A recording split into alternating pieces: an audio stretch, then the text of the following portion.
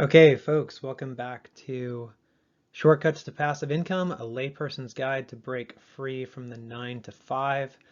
Part 2, we're going to talk about achievable steps, things that you can do now if you are starting from nothing, or even if you're a bit further along in your dream of not working and having enough passive income to get out of the rat race. Before I get into today's video, I do want to say that I have linked my Calendly in the video description below. So if you want to set up a Zoom call, it's totally free just to talk about your goals, what you're going through, some of the roadblocks that you are facing, on your journey for financial freedom. I'm happy to have that, and I'm going to try to keep that as free as long as I can. Because I do come from a background where no one necessarily showed me this, and I'm happy to pass that on just as kind of a gift from where I'm at to people who are trying to get a bit further ahead. Okay, so for this video, I specifically wanted to talk about what are some achievable steps that you can take starting from just about nothing to your first, method of creating passive income for you. So what are the best strategies to start creating passive income? Specifically, if you're not too tech savvy like me, we'll have a couple options. And how do you begin if you're stuck in a job? Remember that in the last video, we talked about our average bloke, John, and he had an income of about 43,000.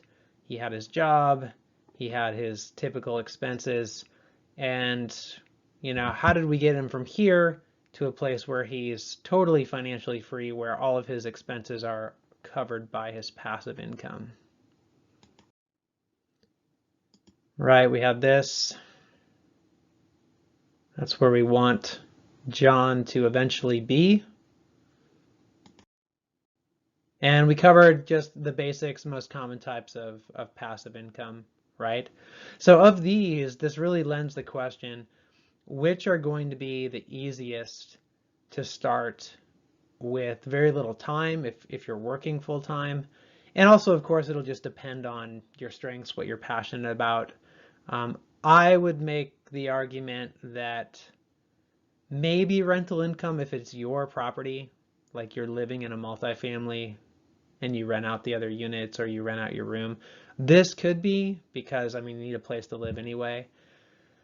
Royalties, probably not. Shared income, maybe. This actually doesn't take too much to create. Dividends, I wouldn't go there first just because they pay out so little. Definitely not number 5 unless you're super business savvy. Definitely not number 8, and definitely 9. Okay, so starting out, first-time homebuyer programs, right? Rental income is a phenomenal way for your first stream of passive income. If you are paying a lot for rent, you may as well pay a lot for a home. It's not difficult to find first-time homebuyer programs like VA loans for veterans or FHA loans for people who are not.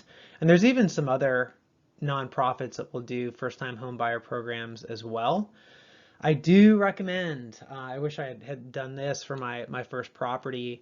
Your first rental property that you get, your first home that you get, can be a multifamily unit, and banks will count the income that multifamily unit takes in outside of the unit you're going to stay in toward your loan. So it's actually a way of leveraging the amount of money that you can qualify for in regard to a bank. Shared income via course creation. This is actually a good place to start. It doesn't take much to create some YouTube videos or a course on Teachable or a course on Udemy. You just have to be skilled in something and be a little tech savvy. And I'm not tech savvy at all, and I can create a YouTube video, right? So if you can do that, it's a phenomenal way. It's not going to be a ton of monthly income to start, but hey, you gotta start somewhere. So arbitrage and leverage, we're going to talk about this. I don't recommend this for everyone. I recommend this for people you are comfortable with budgeting, you're comfortable with managing debt, you are not a big spender. I'd say you're more frugal, kind of a natural tendency to save. And if you can manage this, if you can manage arbitrage and leveraging, you can get so much further ahead in passive income, just eons above everyone else. And again, if you're not comfortable with it, I don't recommend it, but we're going to talk about one way that you can do this. And worst case scenario, let's say you're in a ton of debt, there's no way you can qualify for a home, you're working so much that you don't even have time to create a course, you don't have the skills to create a course, your credit is so shot you can't even qualify for a loan to help you with arbitrage. You may just need to get a second job to start, honestly. Like there are ways that you can get very creative in regard to starting out with passive income. Um, but it's to the point of maybe if you're young enough or just starting out in your journey, you know what, you may not be there yet. All right, so revisiting John. Remember, look at the red numbers. His total expenses, total income, and what he's going to be saving. All right, so let's say John wants to start his very first passive income endeavor. What would that look like? So here I'm going to talk about arbitrage. Let's say John goes to a bank and says, hey, I want to take out a personal loan for 60 months at 6% interest. And they look at the sheet, they're like, okay, you can afford that. You got to get enough credit history, right on. And what John can do is he can take that money and he can find a promissory note that pays monthly income at 20%. And yes, these do exist. I know 3 lenders off the top of my head. One is 18%, just FYI. He'll go up to 24. But there are people who will create these notes, specifically if they specialize in what's called bridge loans or short-term lending, where, okay, I will give you a 60-month loan, 20% APR, 397, and then all of a sudden you can see in the income minus expenses that John has created, a little over $100 in passive income. And that is where some people have to start, just an extra $100 a month. And hey, who wouldn't want an extra $100 a month? What does John have to do each month for this money to come in? Nothing, absolutely nothing. And he has to get a loan and then lend the money. And as long as he partners with a qualified lender who knows what they're doing and has their fail-safe measures in place, this is absolutely a reality for that. Now, at the same time, I want to be very careful that a lot of banks will not lend, and I stress this, a lot of banks will not lend for you to lend money. But one of the things I did is I had a credit card and they offered me, I think it was 7% for a personal loan. And I read through the disclaimer and it didn't say anything about you can't use this for lending purposes. So I went to one of my private lenders that I work with and I said, hey man, what can you give me? And he gave me 25% APR for principal and interest for 5 years, and the note was for 5 years. And that was my car payment until my car was paid off. So it's like getting a free car. It was absolutely phenomenal. And all I did was take out one loan and network with someone else. All right, something else you can do. Just create a course, right? You have your entire array of skills, talents, gifts, strengths, don't know what you do. But both Udemy and Teachable, I've heard phenomenal things about both of those in regard to course creation. And of course, they're going to make money, selling their course or your course on their platform. But here's the good thing about that. This doesn't take much investment. Put in a couple hours a night for a month and you could have an entire course up there. And it may take a little while to have that shared income as, $100 a month.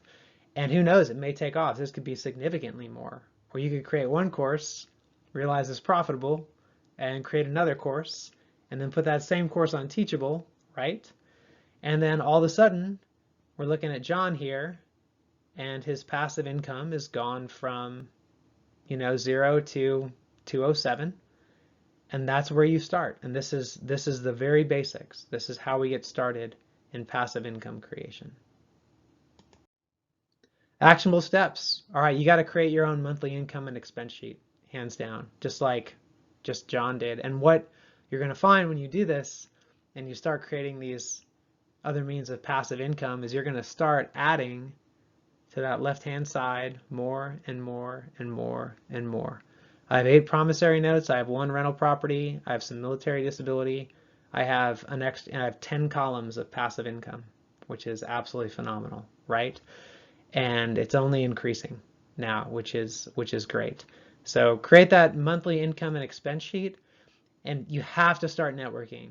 This is absolutely vital, because if you don't have these people in your network who are in the private lending industry who can help you create these courses, if you don't start talking to other people and you just start trying to do this on your own skills, it's actually a very rare person who can do this.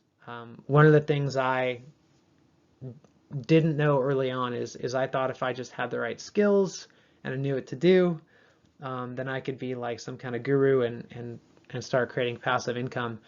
And so much of this is about who you know. And if you are uncomfortable with that, it's just something you're going to have to get over unless you can go and create the next PayPal or Square, right, or whatever it is that can make you monthly income. All right, that's all we had for session 2, shortcuts to passive income, a layperson's guide to break free from the 9 to 5. I hope this helped you just with some actionable steps about what you can do in regard to passive income early on in the game. Again, my Calendly link is in the description below if you do want to set up a time just to hear your story, hear my story, see how we can network together, and hopefully start getting you going down the right path. You guys have a great rest of your day and stay safe.